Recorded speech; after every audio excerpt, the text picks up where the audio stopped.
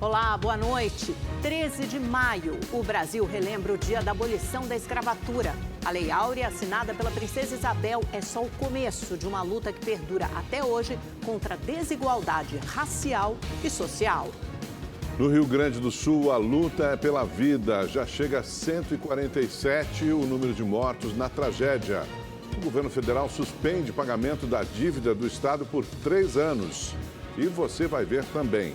Crianças de Santa Catarina se mobilizam para mandar cartas de apoio e doces às crianças do Rio Grande do Sul. São Paulo inaugura transporte aquático, reduzindo o tempo que passageiro passa dentro de ônibus ou carro. Agora, no Rede TV News.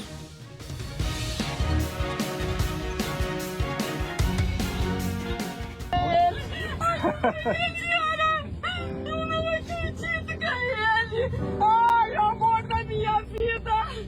Ai, tu tá viva, a mãe veio te buscar! Ai, gente, eu não sei como é que eu vou... Ai, agradecer a vocês! Ai, a minha vida, esse cachorro! Ai, Ai, eu tenho ele há 15 anos, ele tá tão velhinho! Ai, vem comigo, vem! Ai, que eu não acredito! Queridinho.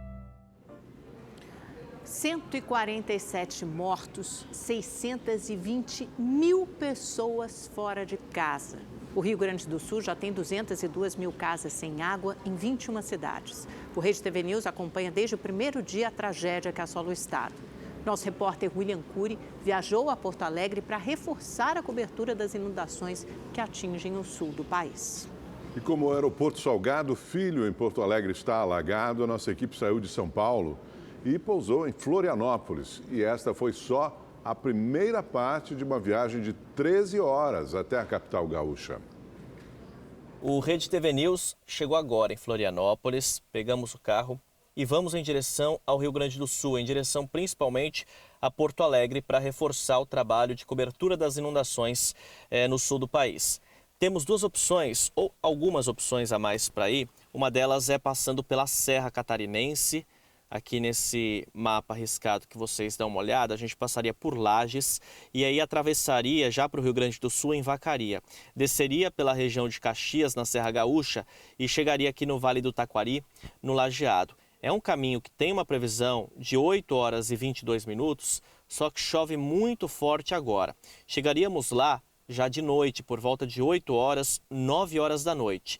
É um caminho bastante arriscado.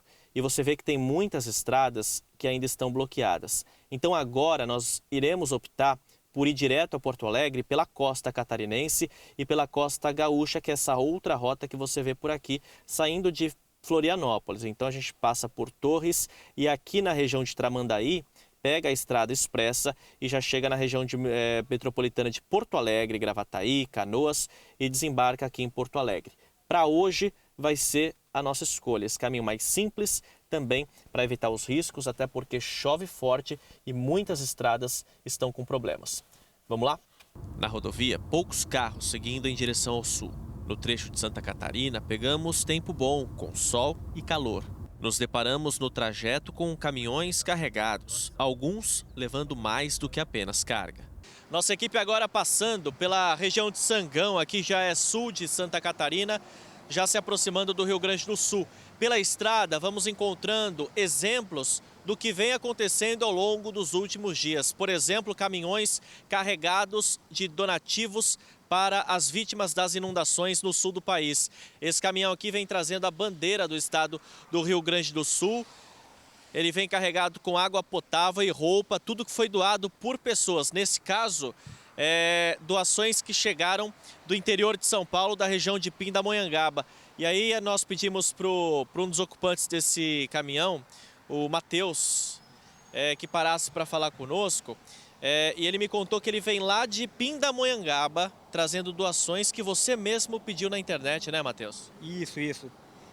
A gente tem uma empresa distribuidora de aço em Pindamonhangaba. E eu comecei a ver que tinha muita gente doando e não tinha ninguém conseguindo trazer. Eu já tinha até doações e não sabia se eu podia contar com algum órgão, alguma pessoa indicada para trazer, né? Então eu tinha 1/3 do caminhão mais ou menos cheio e publiquei quinta-feira, olha, eu tenho esse caminhão aqui, na hora que eu encher ele, a gente vai sair e vai para o Rio Grande do Sul. Então eu queria encher um caminhão, a gente conseguiu 4. Seguimos nossa viagem. E tudo mudou depois que entramos no Rio Grande do Sul. Anoiteceu, o tempo fechou e uma estrada perigosa, com danos causados pela chuva que não para. 7h30 da noite agora, já 10 horas de viagem, mas estamos chegando a 1h30 de Porto Alegre. Muita chuva na estrada, visibilidade bastante diminuída. É noite, toda essa água que não para de cair desde que nós entramos no Rio Grande do Sul. A chuva vem aumentando, não para em nenhum momento. Agora nós estamos na BR-290, é o que eles chamam de freeway, que é a estrada que dá em Porto Alegre. A velocidade, apesar de ser de 110 por aqui, dificilmente a gente consegue passar dos 80 km por hora por questão de segurança, por causa da baixa visibilidade que a gente tem. Toda essa chuva que cai há bastante tempo aqui no Rio Grande do Sul, sobretudo na região metropolitana de Porto Alegre. Quando nos aproximamos de Porto Alegre, na região de Gravataí e Viamão, congestionamento. Barreiras feitas para evitar a entrada desordenada na cidade. O agente de trânsito rege o movimento de gaúchos que querem voltar à capital e daqueles que só agora estão conseguindo deixar a cidade. O nível do Guaíba voltou a subir, já ultrapassou novamente os 5 metros, né? A gente teve notícia durante o fim de semana que havia baixado, mas voltou a subir, infelizmente. E não há previsão para o fim dessas inundações. O repórter William Cury, nosso enviado especial Rio Grande do Sul, está ao vivo, tem novas informações. Oi, William, boa noite. Bom te ver bem depois desse verdadeiro périplo. Foi muito bom você ter mostrado essa jornada, como é difícil o acesso a Porto Alegre, a região metropolitana da capital gaúcha, e essa longa jornada de 13 horas que aconteceu ontem, no domingo, né? Então você já está 24 horas, quase 24 horas aí em Porto Alegre. Quero saber de tudo que você viu, como está o tempo, como está a situação nesse momento. O Guaíba voltou a chover, a subir, está chovendo, está frio.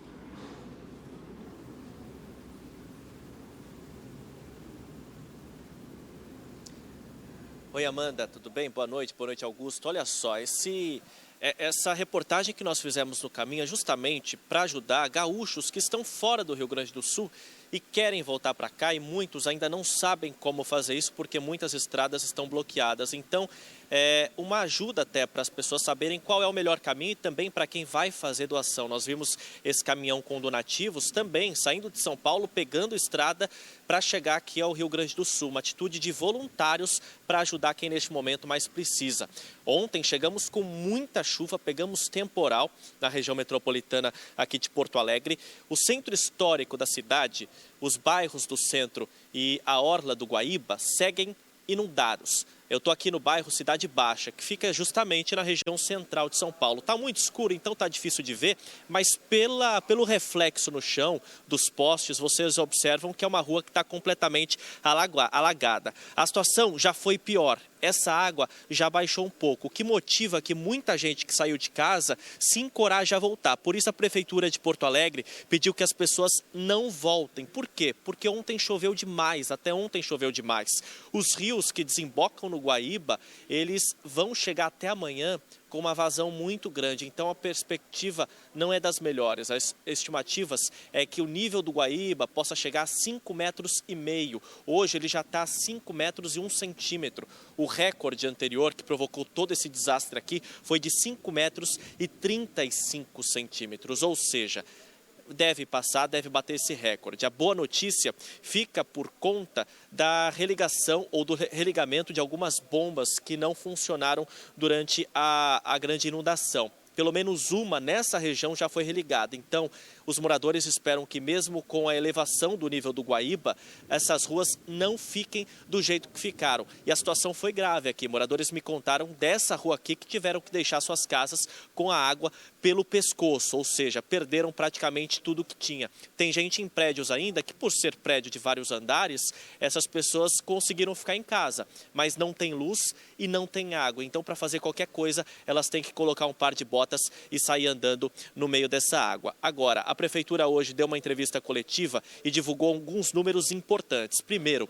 a limpeza depois que tudo baixar, tá? Por enquanto não tem limpeza, mas depois que a água baixar, essa limpeza da cidade de Porto Alegre vai custar no mínimo 100 milhões de reais. Bastante coisa que deve sair dos cofres da Prefeitura. Nós temos um número atualizado de 147 mortos, 127 desaparecidos, 2.100.000 pessoas tiveram algum tipo de perda com essas inundações. Mais de 538 mil pessoas foram desalojadas, ou seja, tiveram que sair de casa e agora tem cerca de 79 mil pessoas nos abrigos. E a partir de amanhã, mais uma preocupação. Por quê? Você está vendo que eu estou todo encapuzado aqui. Mas a temperatura não é, rigorosamente baixa. 16 graus é o tempo aqui em Porto Alegre, mas venta, então sensação de mais frio. Só que vem uma onda de frio para valer a partir dessa madrugada e de amanhã. Sensação térmica aqui na capital gaúcha pode chegar a 0 grau. Imagina para as pessoas que estão em abrigo, pessoas que perderam casa, tiveram que sair de casa, perderam todas as roupas que tinham, ou seja, saíram só com a roupa do corpo, estão nesses abrigos que por si só são gelados, não tem aquele conforto de um lar. Então, muita preocupação e sobre isso nós preparamos uma reportagem para você acompanhar comigo. Roupas, cobertores, colchões. Nesse abrigo em Porto Alegre, cada uma dessas peças tem um valor muito grande. A única coisa que eu peguei foi meus documentos e vim. Eu não tinha noção de que podia acontecer, que a coisa ia ser desse jeito, de água para tudo que é lado, alagar tudo, não tinha noção. Que nunca aconteceu, nunca tinha visto, né? Eu estou no maior abrigo de Porto Alegre. As pessoas que estão nesse local perderam tudo que tinham, casa e roupa, vivem agora à base de doações.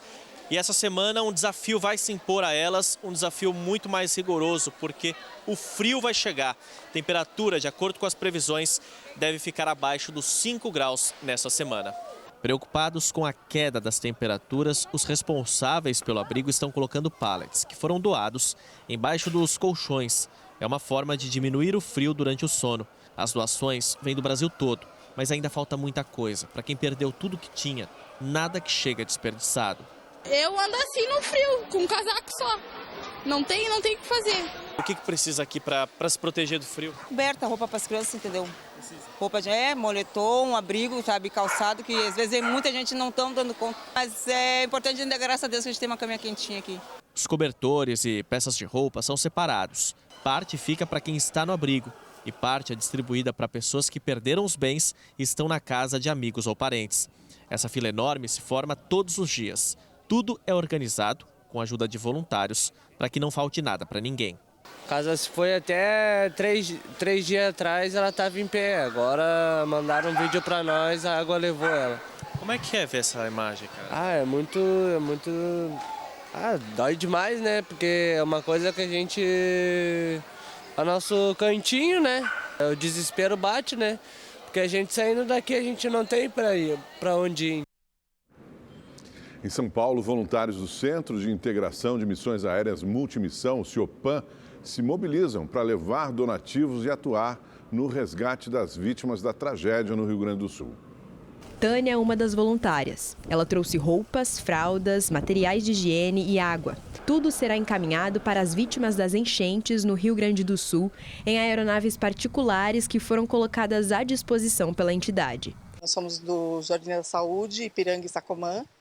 E ainda tem muita coisa para a gente trazer, então a gente está vindo aos pouquinhos, estamos trazendo aí para amenizar um pouco o sofrimento dos irmãos lá do Sul. As doações chegam aqui e passam por uma triagem. Os voluntários separam por categorias: medicamentos, roupas, materiais veterinários, bebidas e alimentos. Depois, tudo é colocado nas aeronaves que seguem para o estado gaúcho. Nós estamos com 3 helicópteros lá. Além disso, nós estamos com 2 aviões, um Bandeirantes e um Carro, que está fazendo esses voos sem contar com outras aeronaves que os proprietários estão cedendo para levar essa carga para lá. O CIOPAM é uma ONG especializada em operações aéreas que existe desde 2009 e atuou em operações nas tragédias de Brumadinho e São Sebastião. Desde o dia 3 de maio, a entidade tem atendido as vítimas das chuvas do Rio Grande do Sul através de resgates aéreos, envio de donativos e também como ponto de coleta de doações no aeroporto Campo de Marte, em São Paulo.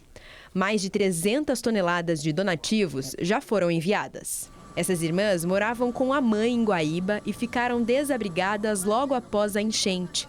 O resgate foi feito por voluntários do Centro de Missões Aéreas e, finalmente, elas reencontraram o pai em Porto Alegre. Atos de amor e de solidariedade não param pelo Brasil. A dor das pessoas com a tragédia no Rio Grande do Sul é tanta que até os pequenos se sensibilizaram. Um grupo de crianças de Santa Catarina enviou cartinhas e doces para crianças que foram afetadas pelas enchentes. O vídeo foi divulgado por um restaurante gaúcho que recebeu as mensagens e fez a distribuição.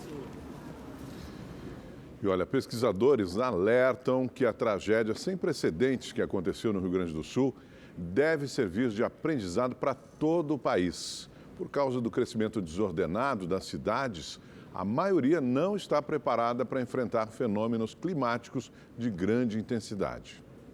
Não é de hoje que pesquisadores e cientistas têm alertado para o aumento da ocorrência de eventos extremos no país por causa das mudanças climáticas.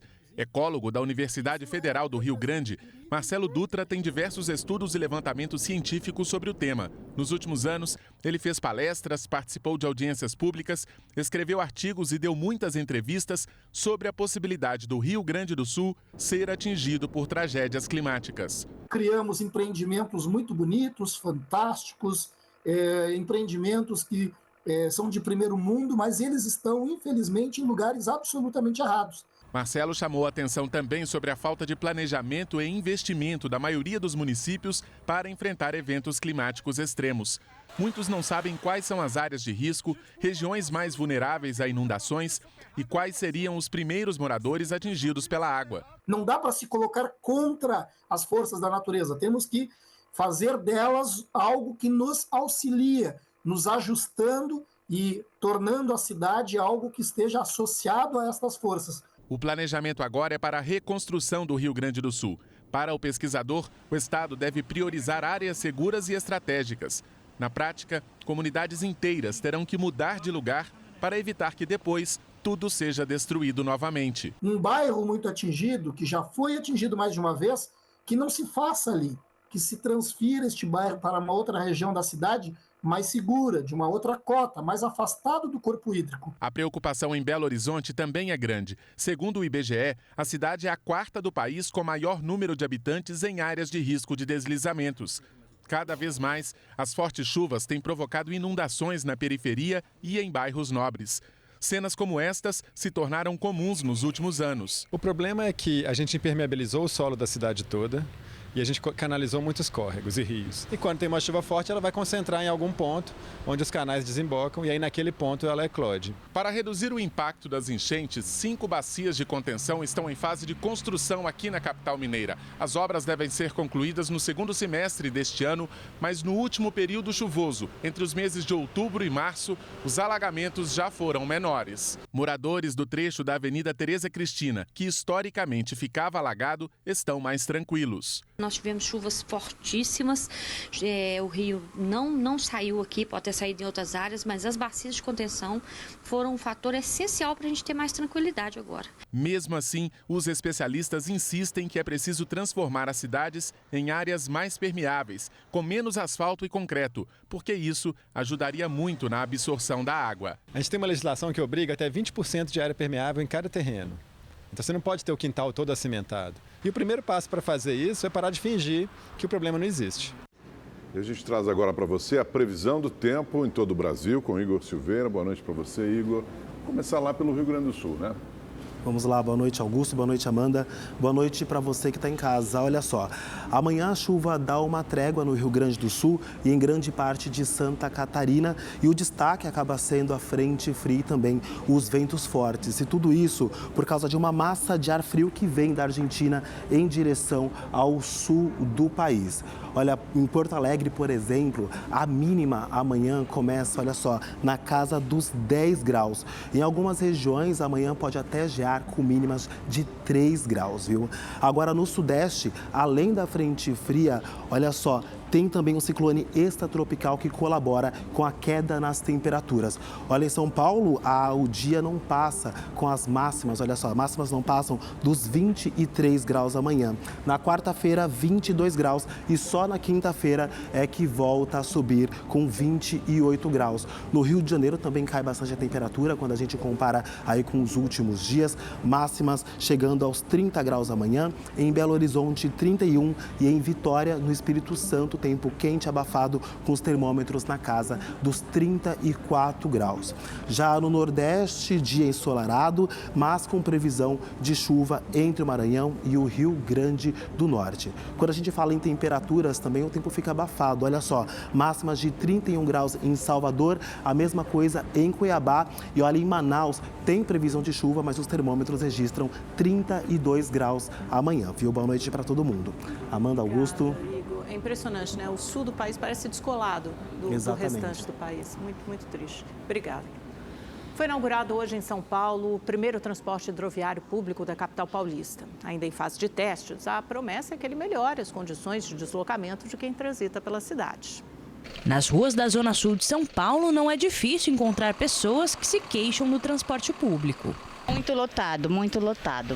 Não tem condições. Estou pensando até de mudar daqui. Parte desse problema é o que o projeto Aquático SP pretende resolver. A ideia é disponibilizar o transporte público hidroviário para a população da região. A expectativa é que cerca de 385 mil pessoas sejam beneficiadas. A travessia terá um percurso de 5,6 quilômetros e vai durar 17 minutos. Atualmente, por vias terrestres, o percurso leva cerca de 1h30. Durante os 6 meses, o ônibus aquático funcionará de forma experimental e não haverá cobrança de tarifa. Serão 2 embarcações em funcionamento, uma com capacidade para transportar 60 pessoas e outra 30. A travessia será feita das 10 horas da manhã às 4 horas da tarde. É um período, como acontece no metrô, como acontece na CPTM, de operação assistida. Começa no horário reduzido, embarcações reduzidas e gradativamente, com muita segurança, a gente vai ampliando os horários e a quantidade de embarcações. Só depois do período de testes que começará a ser cobrada a tarifa, que será de R$ 4,40. Também foram inauguradas 2 novas linhas de ônibus elétricos para ajudar no deslocamento de quem for pegar o transporte hidroviário. A Sandra mora há mais de 35 anos no Grajaú. Hoje ela andou no ônibus aquático e disse estar animada com o projeto. Porque mesmo eu tendo crescido nesse bairro, amando morar aqui no Cantinho do Céu, eu ia ter que me mudar daqui porque eu não estava aguentando mais, estava sendo muito estressante o transporte. Eu demorava mais tempo no transporte do que às vezes até descansando em casa, porque era 4 horas pelo menos. Então agora isso vai me facilitar muito. Vou fazer a experiência sim para ver se vai melhorar. Se for, é nota 10.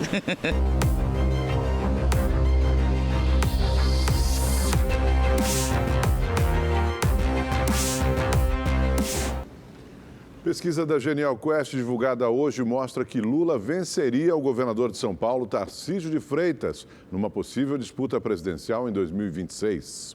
Na pergunta quem seria melhor para enfrentar Lula em 2026 se Bolsonaro não puder concorrer, 28% dos entrevistados escolheram Michele Bolsonaro, do PL, e 24% apontaram o atual governador de São Paulo, Tarcísio de Freitas, do Republicanos.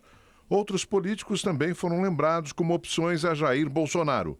A pesquisa apontou 10% para o governador do Paraná, Ratinho Júnior, do PSD, 7% para o governador de Minas Gerais, Romeu Zema, do Novo, e 5% para Ronaldo Caiado, governador de Goiás, pelo União Brasil. 26% dos entrevistados não souberam ou não responderam. O levantamento também apontou o presidente Lula como favorito em uma disputa presidencial contra Tarcísio de Freitas. Na pesquisa, Lula teria 46% das intenções de voto nas eleições presidenciais de 2026. Tarcísio de Freitas teria 40%. 8% dos entrevistados disseram que votariam em branco ou nulo e 6% não souberam ou não responderam à pesquisa. Mesmo favorito numa disputa com o governador de São Paulo, a Quest também mostra que 55% dos eleitores acham que Lula não merece mais uma chance como presidente. Já 42% disseram que Lula merece a oportunidade de um 4º mandato e 3% não souberam ou não responderam. A pesquisa ouviu 2.045 pessoas com 16 anos ou mais em 120 municípios entre os dias 2 e 6 de maio. A margem de erro é de 2,2 pontos percentuais para mais ou para menos. Kennedy Alencar analisa os principais dados da pesquisa Quest.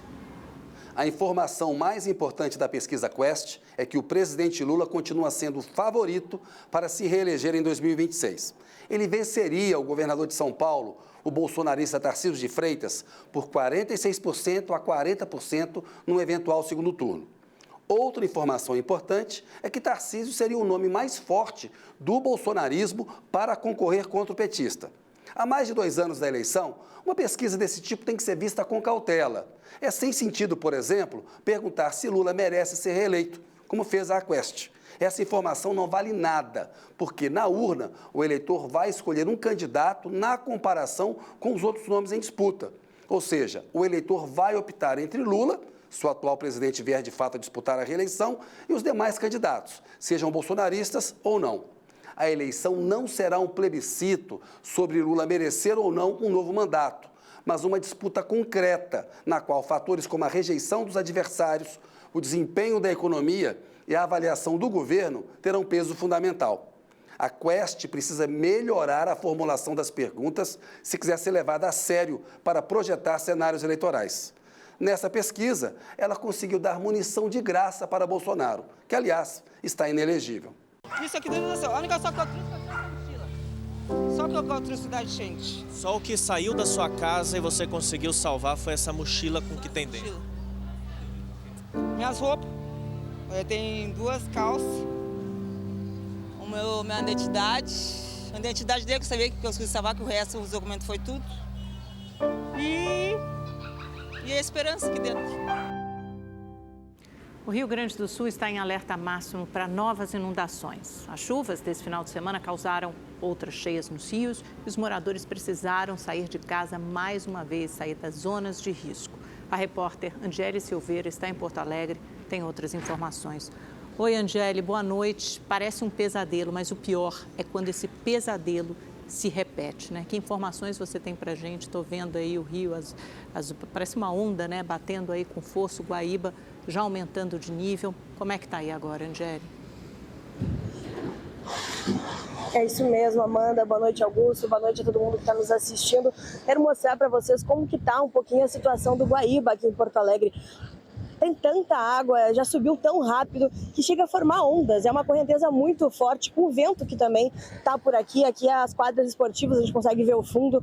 Então a água subiu muito rápido e a gente vai traçar um pouquinho o panorama de por que isso aconteceu. Porque choveu muito forte durante todo o final de semana aqui no estado, principalmente na região centro-leste, ali a região do Valles. Então ali o rio Taquari ele já passou dos 27 metros e o rio Caí está 6 metros acima do normal. Então as pessoas que já tinham voltado para suas casas nessas regiões agora estão sob alerta novamente de novas inundações e tem que evacuar essas cidades ali na região, como Encantado, por exemplo, Mussum, que é uma região também muito afetada. Essa água está descendo para o Guaíba, chegando aqui na cidade de Porto Alegre novamente, inundando ruas. Mais ou menos a gente sente que é tudo acontecendo de novo. E claro, essa água toda está descendo para a região sul do estado, chegando aí na Lagoa dos Patos. O que a gente queria que essa água fosse para o mar, mas o vento sul que sopra faz com que isso fique represado por lá. E a Lagoa dos Patos aí subiu 9 centímetros só durante a tarde, chegando a 2,49 metros. Então, realmente, a gente só fica aí esperando as próximas atualizações e esperando que esse pesadelo acabe, como você comentou. Volto com vocês aí no estúdio. Perfeito, obrigado por suas informações, Angele. As inscrições para o Enem, o Exame Nacional do Ensino Médio de 2024, começam no próximo dia 27 de maio e vão até o dia 7 de junho. O edital para o exame foi publicado hoje no Diário Oficial da União. As provas serão aplicadas nos dias 3 e 10 de novembro. O resultado está previsto para sair em janeiro de 2025. O valor da inscrição é de R$ 85,00 e o pagamento pode ser feito até o dia 12 de junho. Para se inscrever, o candidato deve acessar a página do participante do Enem.com, com os dados do acesso na conta gov.br. Os últimos 7 dias foram os dias mais longos da minha vida. Eu passei as últimas 168 horas limpando, vivendo e pensando num desastre natural que eu nunca achei que eu faria parte. Eu nunca vou esquecer o momento que eu percebi que a minha casa ia mesmo ser tomada por enchente. Ter que tirar minha avó de 88 anos de casa com água pela canela, depois 2 gatos, um cachorro com água no joelho e por fim carregar alguns poucos bens, água, comida, com água já na coxa. Sofrer por tudo que eu perdi pensando nas pessoas que perderam ainda mais. A sensação de impotência, de ver a água subir, subir, subir, tomar as coisas pelas quais a gente trabalhou tanto e não poder fazer nada por isso. A Prefeitura de Canoas vai instalar bombas flutuantes para ajudar a escoar a água de áreas comprometidas pela ruptura de diques. O repórter Igor Damasceno e o repórter cinematográfico Hilton Rocha estiveram na cidade esse fim de semana. E você vai ver agora os estragos que a enchente provocou em Canoas, que é a 3ª maior cidade do Rio Grande do Sul, onde 15 pessoas já morreram, entre elas um bebê de 7 meses. Casas, igreja, escola, hospital, parque de diversões. Tudo, absolutamente tudo alagado. A gente também perdeu tudo. Aqui é a casa da minha noiva, também perdemos tudo. Canoas é a 3ª cidade mais populosa do Rio Grande do Sul e uma das mais afetadas pelas enchentes. Apenas aviões da Força Aérea Brasileira pousam em Canoas e o jornalismo da Rede TV acompanhou um desses voos. O céu carregado de nuvens indica que a aeronave entrou no espaço aéreo do Rio Grande do Sul. O pouso ocorreu com 1 hora de atraso. O mau tempo deixou o avião instável. Ele precisou arremeter, mas no final conseguiu descer na pista ainda escorregadia. E se do alto a cidade alagada impressiona, de perto a destruição deixa todos em choque. Aqui a ajuda só vem de barco, caiaque ou botes. O veículo que há poucos dias prestava socorro se junta a tantos outros que agora estão sem serventia. Os caminhões do Exército também ficaram pelo caminho. De acordo com a Prefeitura de Canoas, metade da cidade está debaixo d'água. Moradores de 7 bairros submersos tiveram de abandonar as casas onde viviam. Nós estamos ainda percorrendo algumas casas com andares superiores, em que alguns moradores insistem em permanecer, não querem sair, não é? E junto com isso também os animais, né? Cachorros, gatos, enfim, que ainda estão, né, no bairro. Nós estamos fazendo esse resgate. A Loren tinha uma escola de educação infantil e morava nos fundos da instituição. Ela voltou ao local depois de 1 semana. Eu não sei como eu vou reconstruir, eu não sei. Eu não sei. Desculpa. Eu não tenho nem palavras para descrever o sentimento de tristeza. Eu estou há 7 dias sem dormir, eu não consigo comer. Eu imaginava que fosse feia a coisa assim, mas não imaginava que fosse tão triste como está aqui. Matias Velho é o maior bairro de Canoas. Aqui moram algo em torno de 60 mil pessoas. As casas foram praticamente destruídas. Por isso, os moradores daqui do bairro, eles precisam da ajuda de outras pessoas que têm barco para voltar em casa e tentar recuperar algum pertence ou mesmo serem resgatadas. Aqui nessa rua, uma mulher com 2 crianças, uma delas de 7 meses, foi resgatada. Só que no meio da rua, totalmente inundada, o barco virou. E até o momento, a criança de 7 meses ainda não foi encontrada. Agora que a chuva parou, aquela equipe do Corpo de Bombeiros do Rio de Janeiro entrou na água para fazer contato com os moradores que se recusaram a sair de casa. Só que no meio do caminho, eles encontraram o corpo de uma pessoa que morreu afogada. Horas mais tarde, apuramos que o corpo encontrado é o da bebê que caiu do barco. Agnes Silva morreu no dia 5 de maio e se tornou a 15ª vítima da tragédia em Canoas. Como se não bastassem as enchentes, as vítimas ainda precisam lidar com os ladrões que saqueiam carros e casas. Nesse bairro, só é possível oferecer ajuda humanitária com a escolta do helicóptero da polícia. Nos pontos de apoio, é preciso ter auxílio da Força Nacional. Esse homem perdeu a loja. Como é que está a situação lá? Não tem nem vidro. A gente está tentando tirar para não se perder o restante, tentar resgatar alguma coisa disso aí, né? Então tá terrível, a água no peito. E enquanto a água não baixa e a chuva não cessa, todos seguem se ajudando. Não tem nem palavra. Para mim, socorrer os cachorros, eu vítima, qualquer pessoa que estiver lá dentro, é honra. Tá doido. Agora é fé em Deus, cuidar das vidas e, quando abaixar, reconstruir. Mas, por enquanto, as vítimas dessa tragédia fazem uma mesma pergunta. Como recomeçar? Como recomeçar?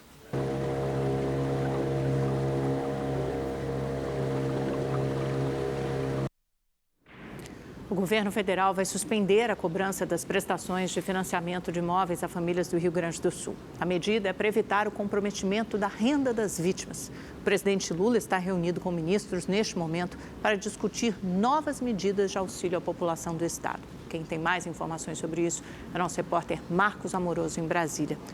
Oi, Amoroso, boa noite para você.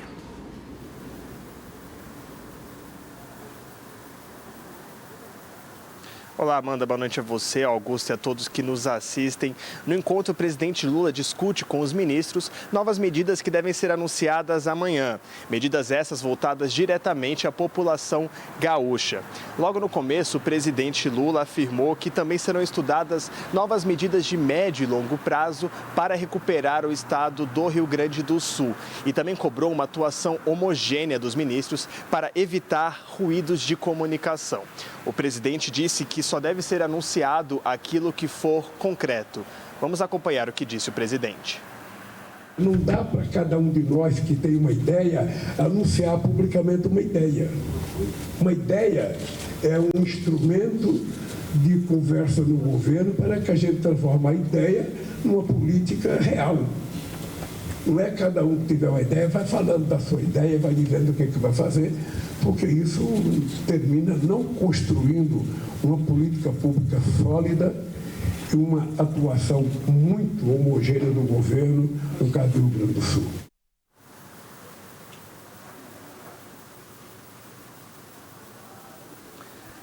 Hoje o Ministério das Cidades afirmou, anunciou que as famílias do estado que pagam financiamento de imóveis pelo Minha Casa Minha Vida ou pelo Procotista, utilizando recursos do FGTS, vão poder solicitar a suspensão das cobranças à Caixa Econômica Federal. As famílias podem pausar por até 6 meses as parcelas do financiamento. E para solicitar a suspensão dos pagamentos, basta ligar para o número 0800 104 0104. Amanda, Augusto, hoje à tarde o presidente Lula anunciou a suspensão da cobrança da dívida do Rio Grande do Sul com a União. Vamos acompanhar agora todos os detalhes na reportagem. O anúncio foi feito pelo próprio presidente Lula em videoconferência com o governador do Rio Grande do Sul, Eduardo Leite. Durante 3 anos, a dívida do estado com a União ficará parada, sem cobrança de juros. A medida deve dar um alívio de 11 bilhões de reais. O dinheiro deve ser empregado em ações de enfrentamento aos danos decorrentes da calamidade pública. O ministro Fernando Haddad lembrou que o congelamento da cobrança da dívida se soma à liberação de outros 12 bilhões de reais na semana passada. Além da medida provisória da semana passada, 12 bilhões, mais a suspensão do pagamento da dívida de 11 bilhões, além disso, ao final dos 36 meses, o juro sobre o estoque de todo o período, governador, estará sendo perdoado, o que é superior à soma das parcelas, das 36 parcelas. Só para que fique registrado isso, sem prejuízo, são 12 bilhões de renúncia de juros. Acho que damos um passo muito importante, nessa definição, nessa decisão.